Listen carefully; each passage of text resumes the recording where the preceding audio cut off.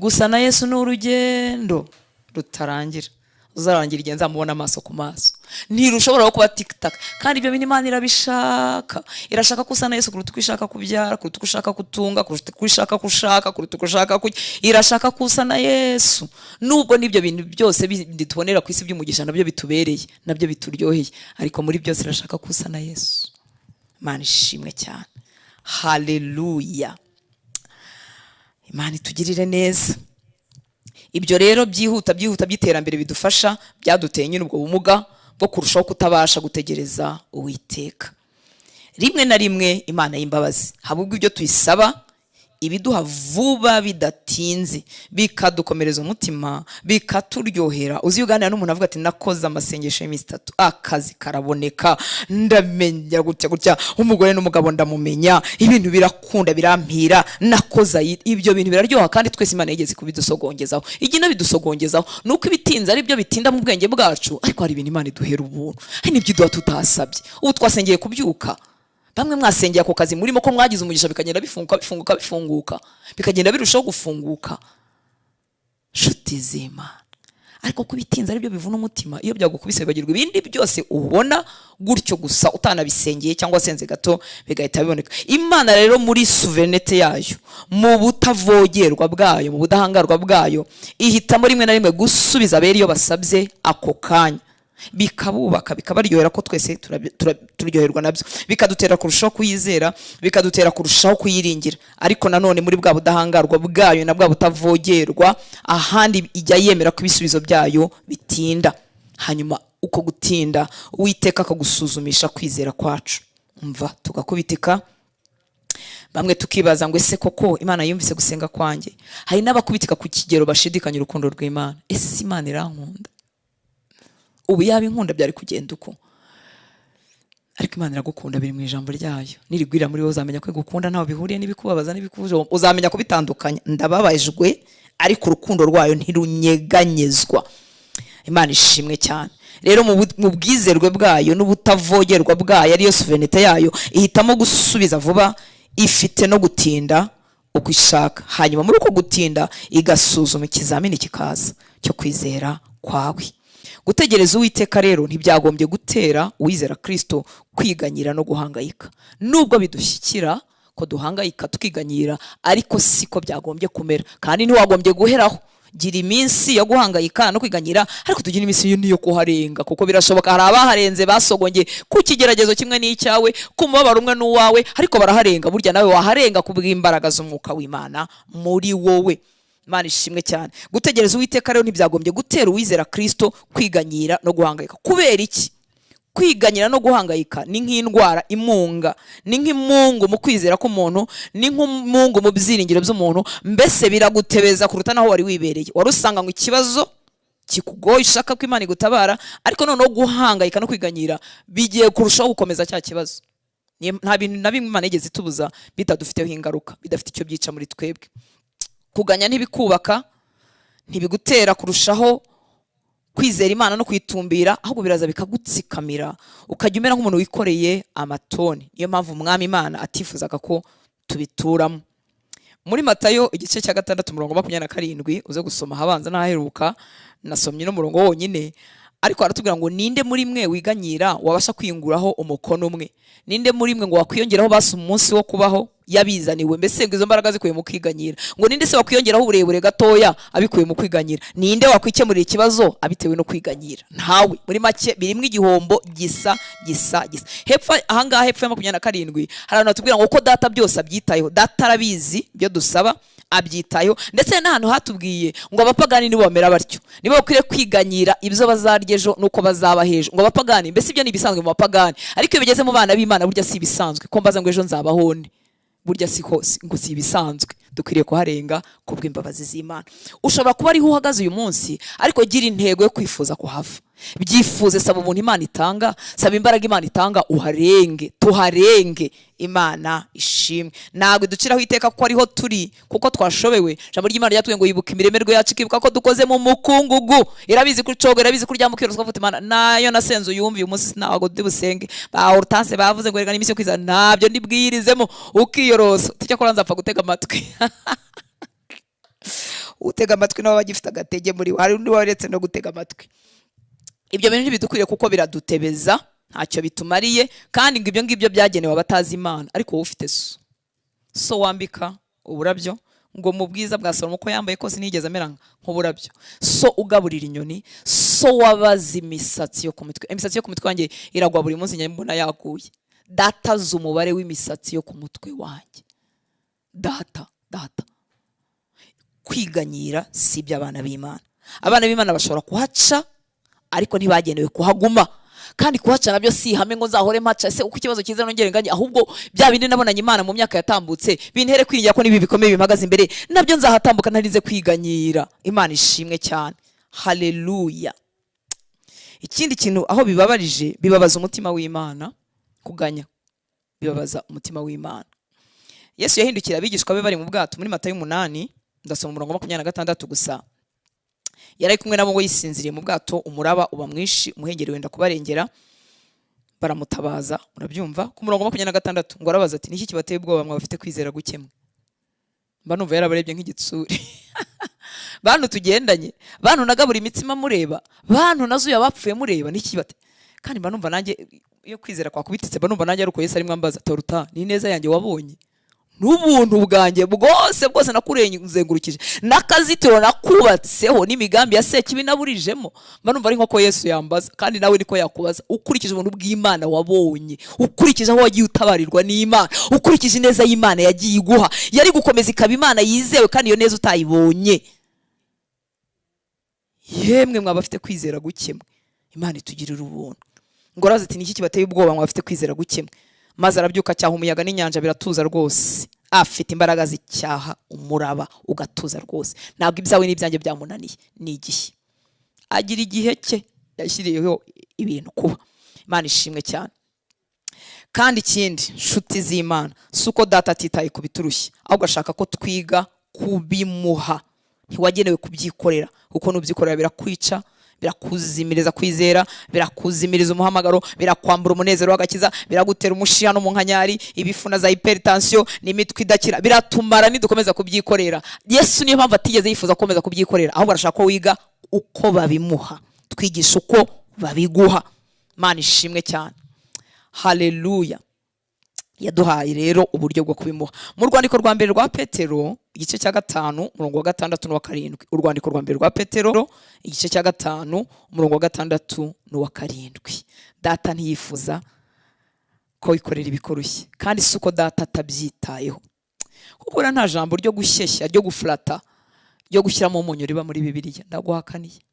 Ibyo Yesu atasezeranye ntiyabisezeranye. Ibyo yasezeranye nuko ari ukuri. Imana ishimwe. Urwandiko rwa mbere rwa Petero 5 6 7. Ndimo ndumva ndimo gufashwa n'iri jambo. Icyama nawe rikaba arimo kugufasha.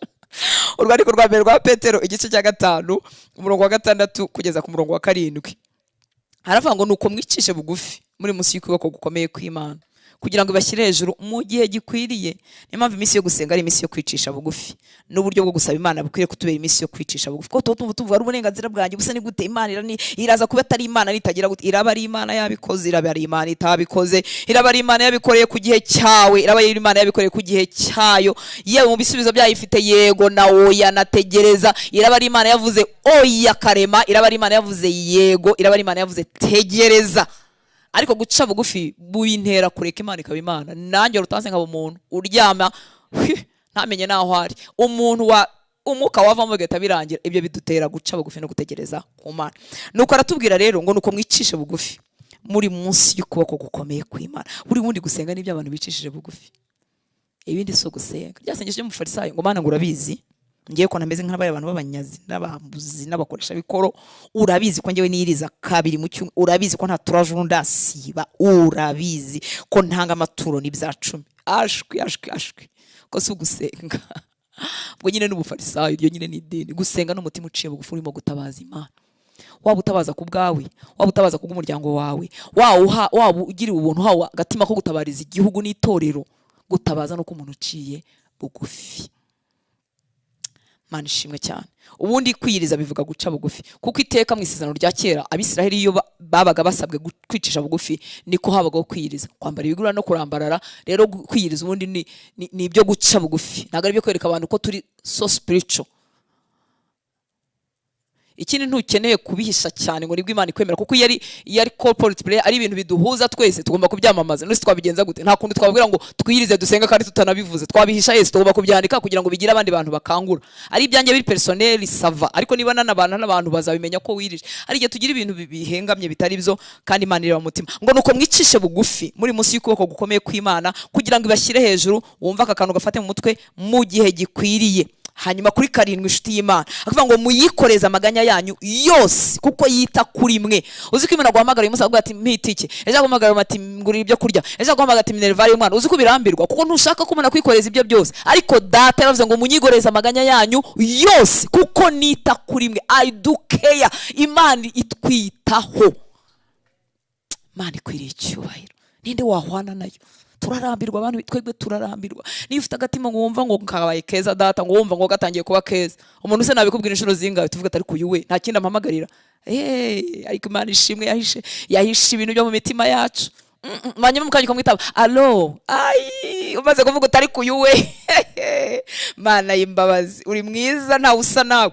Ngo muyikoreze amaganya yanyu yose kuko yita kuri mwe. Ntiyakubwiye ngo uzana amwe ngo bazi uyatondeke ku murongo. Nyikoreza amaganya yawe yose, ubupfapfa bwawe, ubuswa bwawe, byakunaniye kandi ubizi. Nyikoreza ibikuruhije, nyikoreza amaganya yawe yose.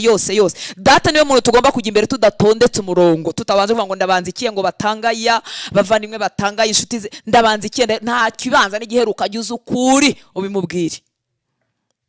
Ariye mbwe ntari kuranyishe uranyishe ndumva mpfuye.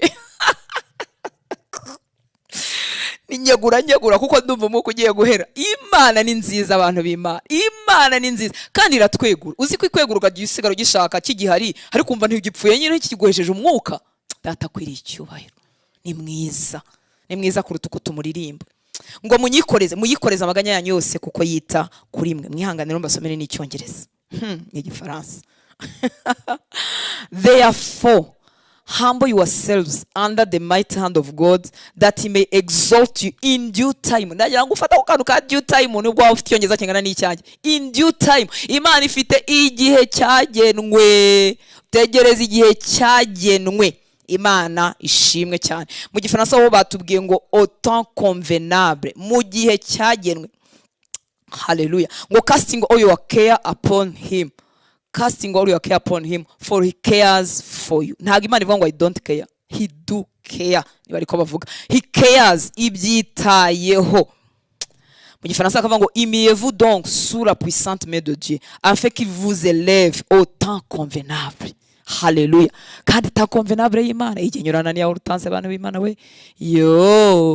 Ariko ifite ta convenable, kandi aho nabiboneye ku byatambutse nayibonyemo, nasanze ta convenable y'Imana iryoha. Umvira ryoha, ikaryoha, ukibayirwa amarira warize, ukibayirwa umunkanyari n'umwera wagize, ikaryoha kuvuga ubizaniye mu gihe urakoze urakaba. Ese ubundi yubizana mbere nturashaka amafaranga ukayashaka wenda umuntu ugomba kukwishyura yaranze kukwishyura, ukayashaka maze nawe akayakwima we. Ugategeka wa muntu akazakwishyura waramwibagiwe, wari uyakeneye ukavuga ati Imana urakabaho, izi gikwiriye, tekanira muri yo, ruhukira muri yo. Imana ishimwe. Amen. Ngo imiez-vous donc sur la puissante main de Dieu, afin qu'il vous élève au temps convenable, et déchargez-vous, ikureye iyo mitwaro yose, et déchargez-vous sur lui de tous vos soucis, car lui-même prend soin de vous. Ubwe yita kuri wowe. Hallelujah. Gutegereza Uwiteka rero biturinda akaga kenshi, a lot of troubles. Gutegereza Uwiteka ni ibintu twabonye muri experience z'ubuzima, tubona ku bantu, ni ibintu tusoma muri Bibiliya. Umuntu ashobora kuva ahantu atari igihe cyo kuhava, akimuka mu kazi atari igihe cyo kwimuka, akimuka mu gihugu atari igihe cyo kwimuka, ajya gushakisha nyine ubuzima bw'amukubise, none akazagaruka yararushijeho gupfa. Ndibaza ko mubibona mu bantu b'inshuti b'abavandimwe, ukamubona ukumva ugize agahinda. Wenda nticyari igihe cyo kuva muri ibyo bintu no kuva aho hantu, ariko kuko ubuzima bwamukubise, ari umwana w'Imana akajya gushakisha nk'uko abandi bashakisha, ariko ugasanga aho yavuye niho yagombaga kugoma. Imana itugirira ubuntu. Iyo dutegereje Uwiteka rero biturinda ku kaga k'uruzerero. Gutegereza ntabwo bivuga kutaba active, ntibivuga kuba umuntu uraho ngo utagira icyo amara. No, ibyo ugomba kumara ugomba kubimara, ariko mu mutima wawe niba usabana n'Imana uri mu bigerageza, hari ibintu ubuziranyeho nayo kugomba kuyitegereza, utagomba kwirwanaho, kuko nujya kwirwanaho urakora amahano, kandi ayo mahano aza kubyarira ibintu bizakubabaza, bizababaza abagukunda, bizababaza abawe, ibintu bizabamo troubles na chaos na kajagari bitari kubaho. Yitegereze Uwiteka. Imana ishimwe cyane. Muri Yesaya 30:15 haravuga ngo Uwiteka Imana uwera wa Isiraheli yavuze ati, nimugaruka mugatuza muzakizwa, mwituze no mu byiringiro niho muzaherwa imbaraga, ariko mwaranze. Nuza gusoma kino gice ugasoma mirongo hepfo uraza guseka. Baramushubije ngo none ngo tuzagenda ku mafarashi turusheho kwirwa. Muri make Imana irababuza kwirwanira, bakavuga ati ubwo none tugiye kwirwanira n'imbaraga nyinshi, twagendaga n'amaguru, none n'amafarashi tugarushaho gusiganwa. Ayi, byose bigafata ubusa. Ngo Uwiteka Imana uwera wa Isiraheli yavuze ati, nimugaruka mugatuza muzakizwa, mwituze Mana duhituze, mwituze no mu byiringiro nimo muzaherwa imbaraga. Nuvuga ngo mwituze no gukomeza kwiringira Imana bihatubyarira imbaraga, za mbaraga zidushoboza guca muri bya bihe bigoye. Imana ishimwe cyane. Mwituze no mu byiringiro nimo muzaherwa imbaraga, ngo ariko mwaranze. Ngewe nawe Imana duha imbabazi n'ubuntu bwo gutanga gutegereza, mwituze no mu byiringiro. Haleluya. Ongere wibuka aka kantu, iyo tudategereje bitubyarira amakuba menshi. Nagira nkubwire ko umugambi wa Satani si ukukwambura ituze gusa no kukwambura amahoro, ahubwo no kukwambura amahoro kugeza igihe uzafatira ibyemezo bitajyanye n'iby'Imana ishima. Buriya ntago Satani n'umujura arabanza akiba, akica, akarimbura akamaraho. No kuvuga ngo uko unanirwa gutegereza arabanza nyine akaguteza kubura amahoro, ariko ukigerageza gushyira iby'Imana yavuze mu ngiro, ukigerageza kubaho ubuzima bw'Imana, noneho bikaza kurenga ibyo kubura amahoro no kunanirwa gusenga, bikakugezaho gufata ibyemezo bitari byo, ibirimo amanyanga, ibirimo kwirwanaho, ibirimo kwirwanira, ibirimo gushyiramo utuntu tuto nawe ubizi neza ko atari byo. Naho abashaka kugeza kugira ngo agusohore mu migambi y'Imana, kuko umuntu wese wakijijwe icyaha kimubuza amahoro, atakaza amahoro. Iyo uhuye n'umuntu watakaje amahoro nibwo umenya ko amahoro ari agaciro. Iyo utarayatakaza cyane ntabwo ubimenya. Ariko mu bantu bake njya nakira njya hura n'abantu ariko bari n'abarokore b'ukuri baba bataryarya, kuko abaryarya ntibayatakaza, bamenyera ibintu by'impu ebyiri babihoramo.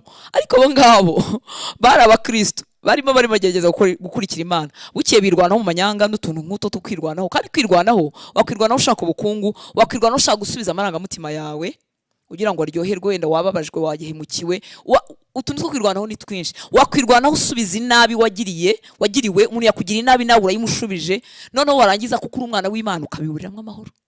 Yaba ari inzira y'icyaha wagiye mushaka kwitabara ukabiburiramo amahoro, yewe kubura amahoro. Ririya sengesho rya Dawidi ryo muri Zaburi 51, Dawidi yarazi agaciro k'amahoro no kubana n'Imana, yarazi no kubitakaza ibyo ari byo.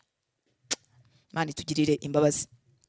Iyo dutegereje rero biturinda ayo makuba menshi, bikaturinda ibyo byago no gutakaza amahoro. Ngiye gukoresha urugero rwa Abrahamu na Sara ho gatoya. Abrahamu na Sara murabizi mu gice cya 12 cy'itangiriro, Abrahamu yarahamagawe.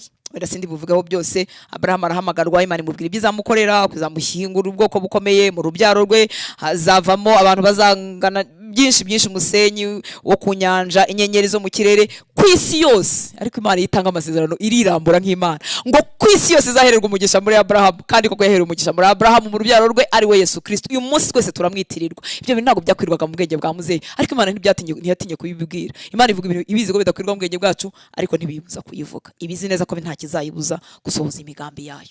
Imana ishimwe cyane. Ni nk'iyo icyago cyakubayeho cyangwa umubabaro wakubayeho igihe kirekire, kugeza igihe ubabarira Imana, ukajya uvuga Imana nyine narakubabariye, ubu nuko bizahora. Ukabyakira kuko ikinyuranyo cyabyo n'ubutabazi bwabyo ntukibubona, washyizeho akadomo nkuko muzehe Abrahamu byamugendekeye.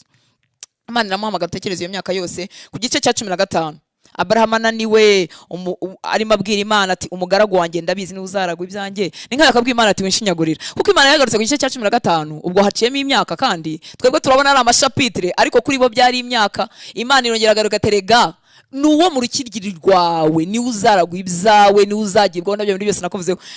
Abraham inshuti y'Imana yambwiye ati mva winshinyagurira, Eliyazari mu gihe Damasiko niwe uzaragwa ibyanjye. Niho yambwiye ati twikomereze mu by'imihamagaro, twikomereze mu bindi, ariko urubyaro rwo wararunyimye. Ariko siko byagenze. Imana niyo kwizerwa. Ku gice cya 16 ni hahandi tunaniwe gutegereza Uwiteka. Muri make Abraham na Sara ikibazo baragifasha bagikura mu maboko y'Imana bakigira ibyabo. Koko n'umuntu avuga ngo ibibazo tubigira ibyacu, ngo ibi bintu ngo reka tubigira ibyacu. Ibyo gutegereza Imana ntabwo ibintu tugomba kubigira ibyacu, tugomba kubireka mu maboko y'Imana. Abraham na Sara barabifashe babigira ibyabo. Bati rero buriya Imana yavuze ko Abraham ari we uzabyara, ariko si hari kuri ngewe kuri Sara, reka twicira inzira. Hagayi abayinjiyemo, Ishimayeli abaraje, baba birwanyeho nk'abantu b'abagabo. Ikibazo bakigize icyabo bacyambuye Imana, bakubise igikuta baragonze. Mana y'imbabazi ku gice cya 17 ubwo irongera basuye. Mwibuka turavuga igice ariko kuri bo ni imyaka. Imana irongera basuye ibahindurira amazina, itangiye kubita amazina noneho y'urukoza soni kurushaho. Uzi kukwita sekuruza w'amahanga utagira umwana? Uzi kukwita kuguhindura amazina muri katiye bakajya kumugara sekuruza w'amahanga we? Ni nkaho wabwima ariko ibintu byo kuza kumwita amazina no kuyahindura wabyihoreye ukanyihera icyo wambwiye. Imana mu mana bwayo igakomeza Israel. Ku gice cya 18 Imana irongera musura ishimangira isezerano. Aho ngo niho Sara yasetse ari mwihema, yavuze ati murariye mwavuye mu ijuru, mu bumana bwanyu turabatekeye ikimasa turakishe murariye, muravuze ngo umwaka utangunza abanabyaye. Ngo Sara araseka. Ubumana bwaganiraga na Abraham baravuga ati se kuki Sara asetse? Ati sinsetse. Niyo mpamvu Isaka yitwa guseka nyine. Imana irongera musura ishimangira isezerano ryayo. Ntiyarishimangira gusa, Imana ihageze, ariko Imana ni Imana. Imana ihageze ntiyavuga ibyo gusa, iraza baganira ku byuko nyine yamuhinduye umugisha w'amahanga. Iganira ivuga ati nta kintu nahisha Abraham inshuti yanjye, ngomba kumubwira iby'Isodoma nabonyeyo, ripoti zazamutse z'ibyaha biharega ngomba kuzimubwira. Iravuga ati nubwo atarabona umwana turavugana ibintu bya ngombwa, barabivugana barabiganira. Abraham ari inginga, ariko Abraham Imana aho hantu yari mukomeje kuko yari inginganaga n'umutima w'ukuri. Iravuga ati Imana ntiwarimburana abakiranutsi n'ishyanga rikiranirwa ntiwabikora. Nusangamo n'abangahe umutima wa Abraham uragenda winginga Imana rwose ku bwa bene wabo bari batuyeyo. Imana ishimwe cyane. Ubwo muri make ko kubyara bagashyize ku ruhande, wumva ukuntu Imana idatinya. Mu by'ukuri cyari kibabaje Sara na Abrahamu ni ukubona iby'Imana yabasezeranyije, ariko Imana iraje ivugira ibindi by'umurimo. Umurimo urakomeza, ministry irakomeza. Imana niyo kwizerwa. Ku gice cya 20 y'Imana itagira ubwoba, Abraham aragiye n'intege nke n'ubwoba, abarabeshye. Ageze igera aravuze ko umugore we ari mushiki we. Wa mugore Imana yamuhayeho isezerano ko ari we bazabyarana, bari bagiye kumutwara burundu birangiye. Ariko Imana iraseruka disi irabarengera, iteza inzu z'uriya mwami w'Igerari. Aravuga ati reka ntukoreho uyu, abana abakozi banjye ntubakoreho. Nuko asubira na Sara we barakomeza urugendo. Ariko nyumvira urwo rugendo rwo gutegereza Imana ku muntu Imana yita inshuti yayo. Nyumvira iyo myaka, nyumvira uko gutegereza, nyumvira uburyo bigoye. Imana y'imbabazi ku gice cya 21 iraseruka, muzehe na mukecuru barabyara. Umva rero ikinsetsa kurushaho no umurongo wa 2 muri icyo gice. Imana irongera atinyuka iravuga ngo Sara saminda ya Abraham. Mu gice cya 21 w'igitangiriro 21 itangiriro umurongo wa 2, Sara asaminda ya Abraham ashaje, babyarana umuhungu igihe Imana yamubwiye ngo kigeze. Uyu murongo iteka yo musomye ndisetsa ndigenyine ngo igihe kigeze di. Igihe yateye Hagari inda, kandi mwibuka ko urugendo rwari rwaratangiye kera mu gice cya 12, ariko igihe yabyaye Ishimayeli uyu musaza yaragize imyaka 86. Ubwo wibiko ko n'ubundi imbere yaho ari imyaka yo gutegereza, ubwo agize 86. Hagati ya Ishimayeli no kubyara Isaka amubyaye afite imyaka 100. Ubwo ari indi myaka 14. Ariko Imana iravuga ngo hamwe n'iyo myaka ngo igihe cyayo cyari kigeze, ngo nkuko yari yarababwiye. Cyakora mbere yaho gato yaraje aravuga ngo none umwaka utagiye nk'iki muzaba mukikiye. Imana iramutse itubwira umwaka tuzategerezamwe ibintu, bamwe batagangara abandi bapfa, ni byiza ko duhorana ibyiringiro. Nzabikora, izabikora, ibyo ugomba gukora izabikora, biri mu migambi yayo izabidukorera nta kabuza. Hari umuntu aba yumva ari byiza ko amenya igihe. Hari abantu batanze ubuhamya buba kuri YouTube, ni abakozi b'Imana babyaye nyuma y'imyaka 15 ngira ngo niba nibuka. Imana yabahaye izina ry'umwana wabo bagikora ubukwe. Ngira babwira ngo umwana batkomoka mu gihugu cy'u Burundi, ngira babwira ngo azitwa Itera itera iteka ni nko guteturura, ni ugukura umuntu mu isoni.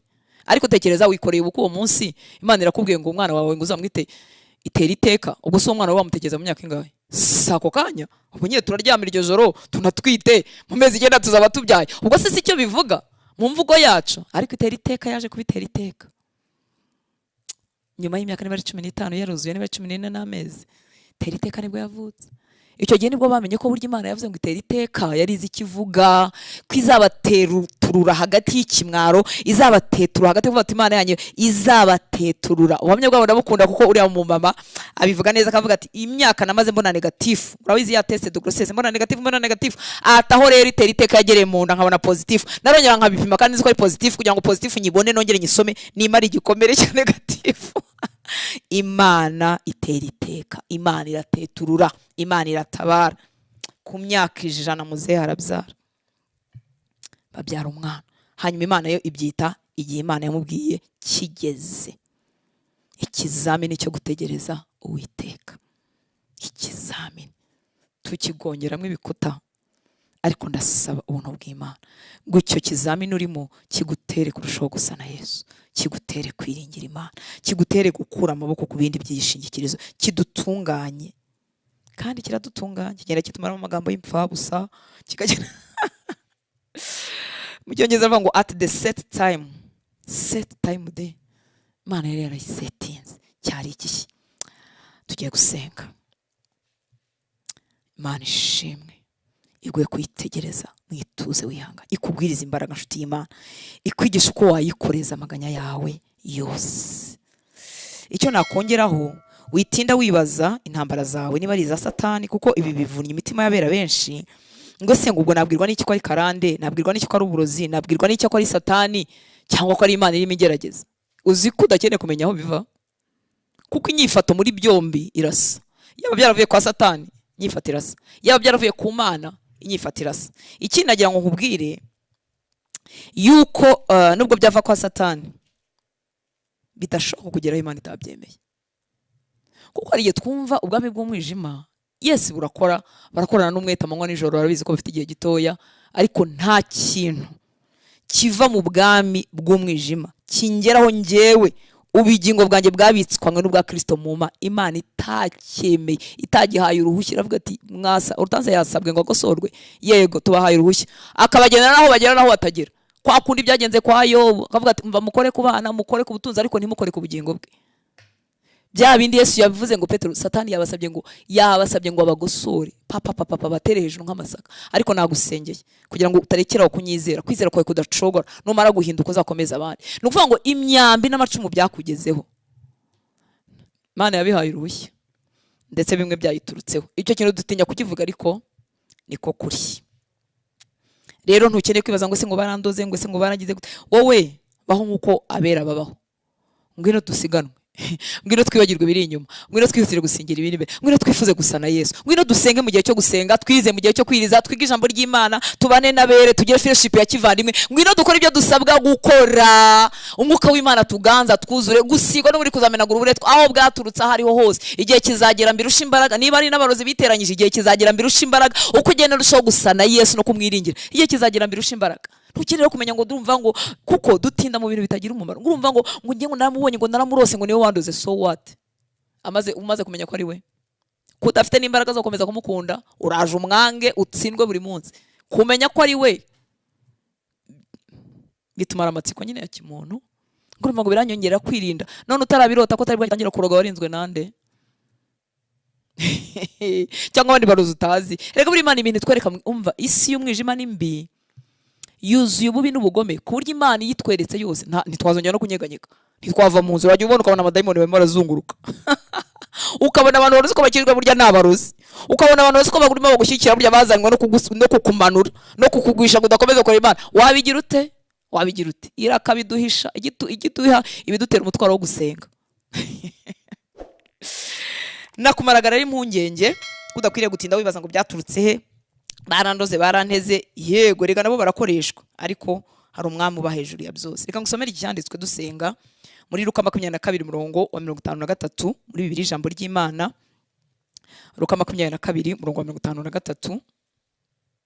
Yesu bari baje kumufata hano hantu.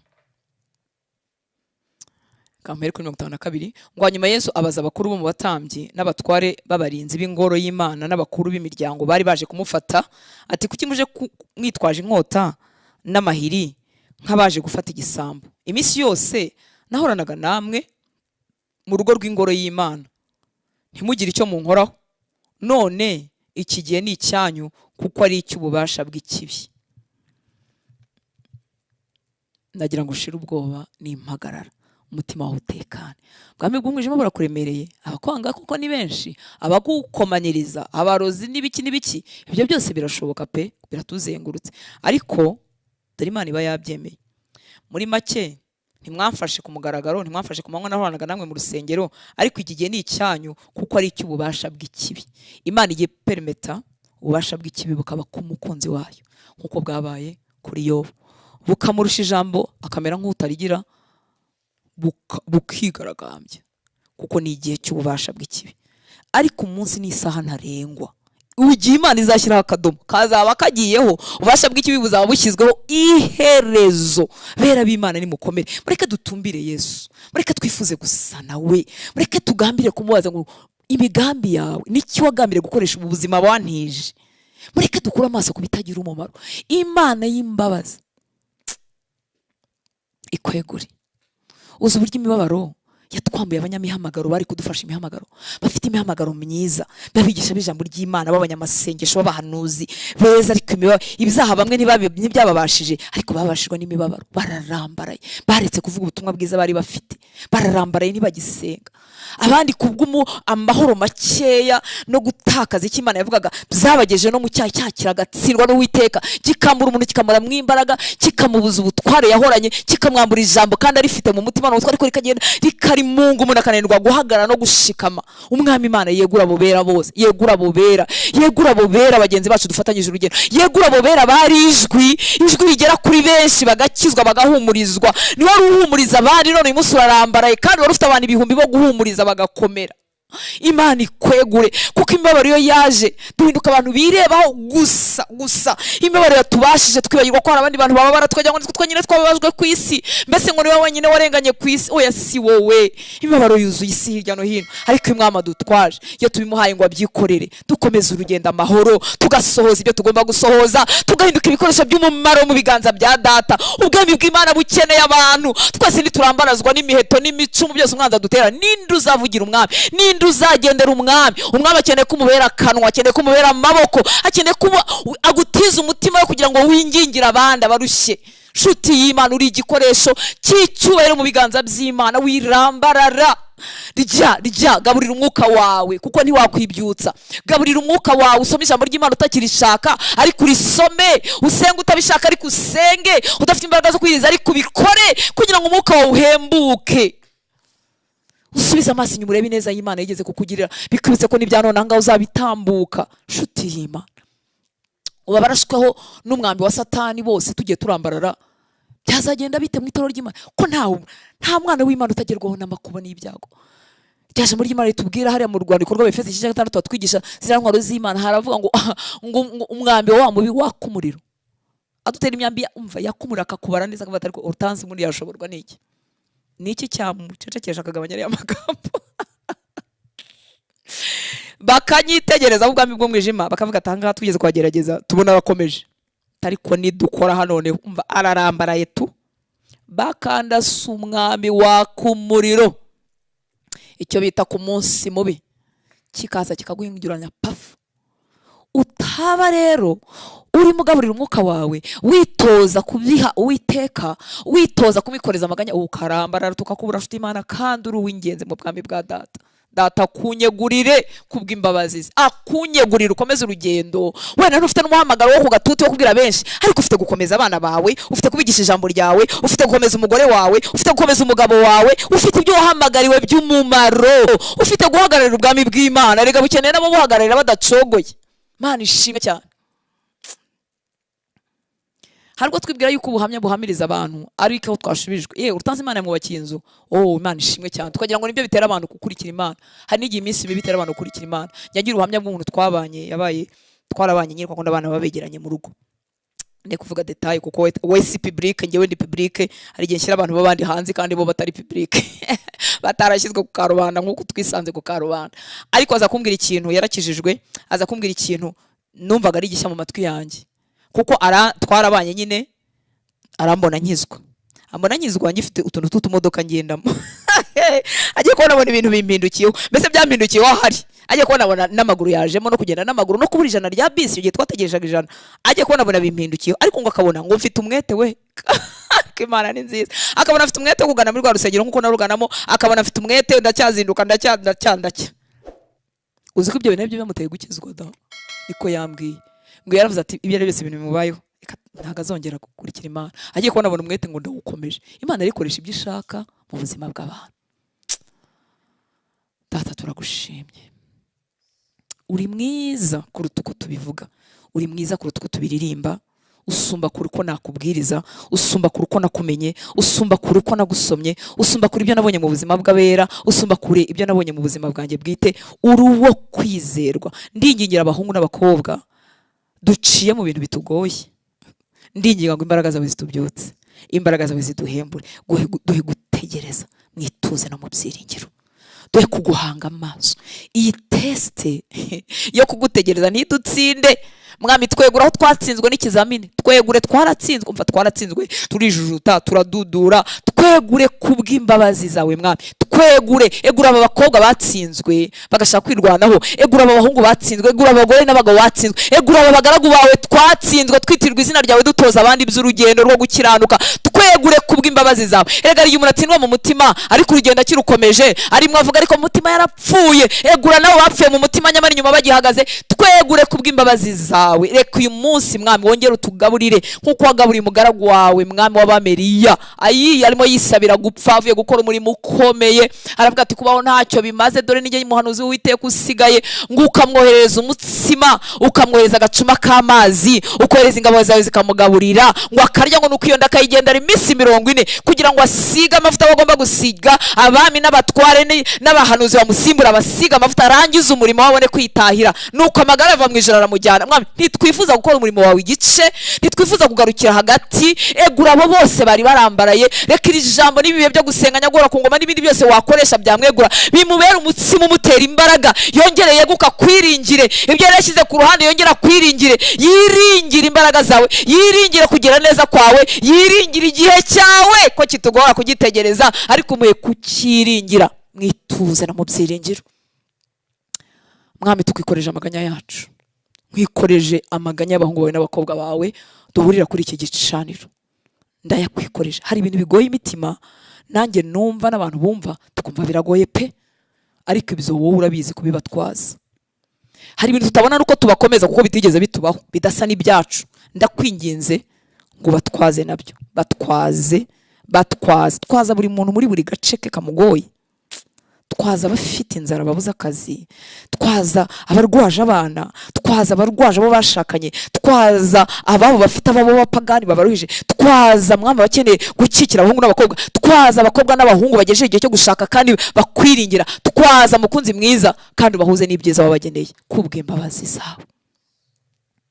Urakoze Mwami, reka iri joro ritubere ijoro ryiza ry'ituze ryo kukumva no gukomerezwa muri wowe, ibihe byiza byo gusenga, udukureho uburemere bwose bwatubuza gusenga, udukureho uburemere bwose bw'umwanzi ajya dutsikamisha kugira ngo tudasenga, bwose bukurwa mu izina rya Yesu. Umugisha abahungu bawe n'abakobwa bawe tubanye muri uyu mwanya, ugire neza n'abazakurikira uyu mwanya, hanyuma iminsi yigiyeyo nabo bahumugisha, ubagire neza, ubakomereze mu rugendo. Tukaretse gahunda yacu ya mu gitondo, mwamubane natwe kuri zo turimo dusenga muri nibature, utubyukanishe imbaraga z'umubiri n'iz'umwuka, kandi utubwire uko dukwiriye gusenga, kuko ntituzi uko dukwiriye gusenga, ntituzi nicyo dukwiriye gusengera. Mwuka wera ngwino bikoreye muri twebwe, unihire iminsi itavugwa muri twebwe. Urakoze ko tubereho kwizerwa, tukiri insoro mu nda z'aba mama, tutakuzi, utubereho kwizerwa. Uyu munsi naguri gukora umurimo w'igice ngo tugarukire, twigishe kukwizigira, tugwiriza inyota y'ijambo ryawe, kugira ngo tudateraganwa n'imiyaga y'uburyo bwose. Rindure abantu bashikamye muri wowe, duhe kudasenga nk'abahunze, kwa kundi impunzi ziza akanya gato zikongera zikagenda.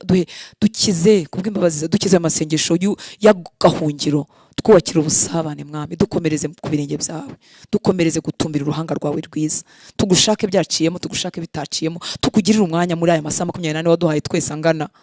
Twigishe gusabana nawe, twigishe kurya amagambo yawe, kugira ngo ibinyoma nibiza tubimenye, nibitari ibyo tubimenye, kandi duhinduka abashyitsi mu mwuka wacu, tugaburiwe n'ijambo ryawe.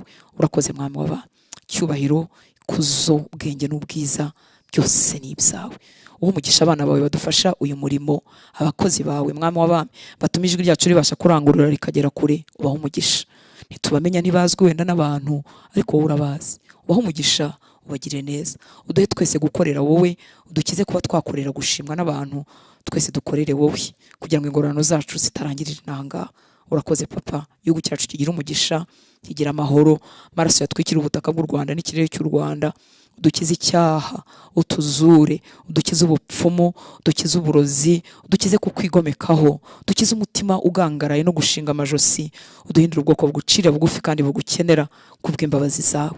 Maze neza wagambiriye n'ibyo dushakaho uduhuze nabyo. Torero ry'u Rwanda utugirire neza, abera bawe bari hirya no hino ubakomeze, tubwire ko dukwiriye kwifata n'icyo udukeneyeho, kandi utwigisha icyo ushaka kutwigisha, ntiduhinduka abasibira, duhinduka abamenya kubw'imbabazi zawe. Urakoze data, cyubahiro no gukomera n'ibikugarukire, ni mu izina rya Yesu dusenze, amen. Mwami abaho umugisha, naho kuri zo mu gitondo muri Nibature tuzakora igaburo ryera ku munsi wa gatatu nimugoroba dusoza. Uzabe wabyiteguye nabo muri kumwe, niba ufite umugisha wo kugira abantu mwasangira, umwami abagire neza. Ugire umugoroba mwiza.